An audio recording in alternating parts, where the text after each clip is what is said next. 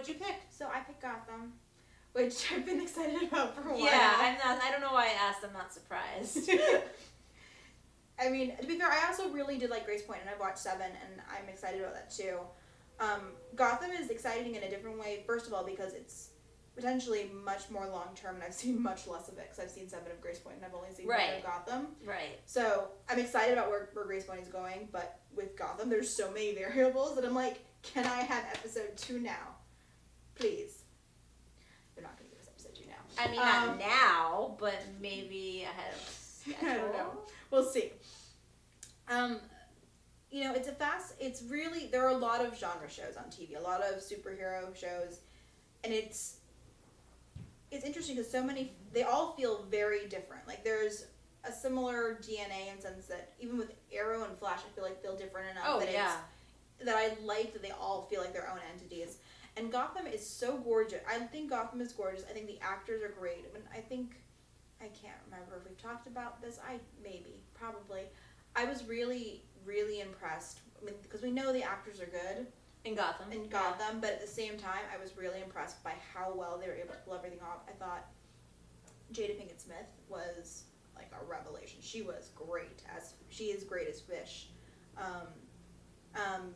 Robin is so great as the Penguin, and it should be a huge star. Like he should be. You guys should be freaking out over this dude because he is so talented. And I know there are some complaints about, or some concerns about the sheer number of villains that are being brought into the universe so fast. And it's a legitimate thing because you do wonder when you've got Bruce Wayne this young, bringing these people into there before, because you know that Jim Gordon can't kill any of the main people. Right, you put him Arkham. Sure, right, but you can't kill them and hurt. And you can't. So, it's not even about killing. It's like you're not eliminating that threat. You're not even necessarily like locking him up. Because if you're locking him up, we all know that's not permanent. Right. So, I mean, you can lock him up because they can go and knock him. But it's not. It's not permanent. No, but it's interesting because as much as it focuses on the origin stories of the villains and the city, we also know that Gotham needs to get to such a place of destruction that Bruce Wayne and Batman are needed to save things. So I'm really excited to see where it goes. I'm really hopeful. I really, really genuinely want it to be good. I feel like the pilot is a really strong pilot and a really good episode, but I feel like episode 2 is going to be what sets up the entire series, because we need to see how, once they've gotten everything out of the way of the introductory to the world, which is fun, I'm getting into the nitty-gritty of how the show operates as a whole is going to be exciting. And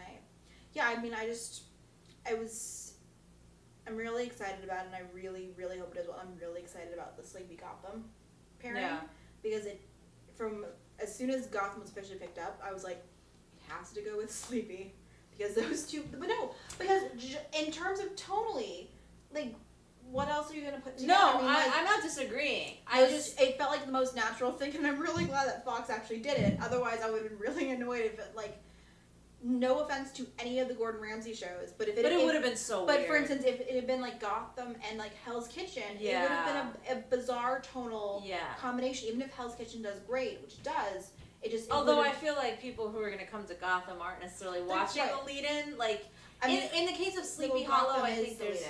I'm sorry, I meant to reverse it. Yeah. I feel like because Sleepy Hollow had the second season, so people are going to come to it even if they don't necessarily watch Gotham.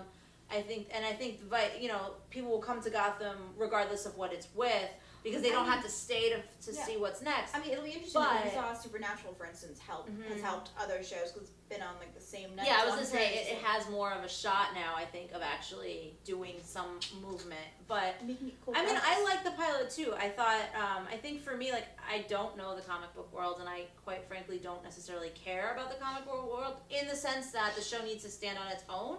I just felt one of our friends just like curl into a ball. Well, I don't mean that like it's terrible and I don't want to ever hear anybody talk about it. I just mean like I shouldn't have to know the comic book world to go to the show and go, that's really entertaining. I like these characters. I want to follow these characters. Like, intellectually, okay, you have to be living under a rock to not know that these villains are people that he can't murder or take down permanently right now, and yeah, that'll change what they can do with the show, but that kind of excites me because to me that's more of a challenge, and other shows, when they, you know, when they can just get rid of somebody, that can be an easy out sometimes, whereas these people, if you introduce them this early, you better use them in really interesting ways to keep them around so long, because there's a lot more writing on that. We all know who they become, to a degree, like, you know, everyone knows some version of what Batman's story and is, and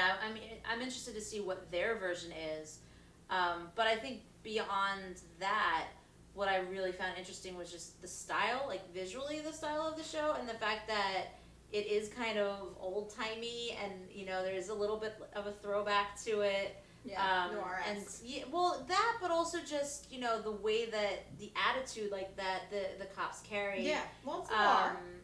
I mean, it is, but, like, it, you know, I know Bruno was saying this at TCA, you know, the old New York, when the city was just gritty and falling apart, that to me is really interesting. Like, I would like to watch the city fall into decay. Like, because we know it has to happen. She wants misery, guys. No, but we know, like, realistically it has to happen.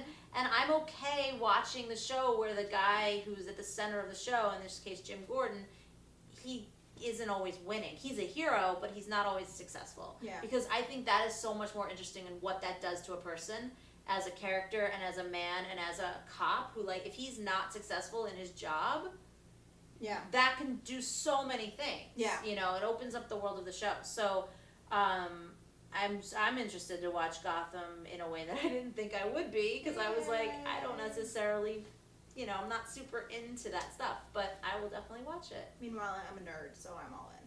Well, I'm a nerd just about other things. So, so that was Fox Fall Preview. Danielle at Danielle TBD. Marisa at Marisa Rothman. Bye.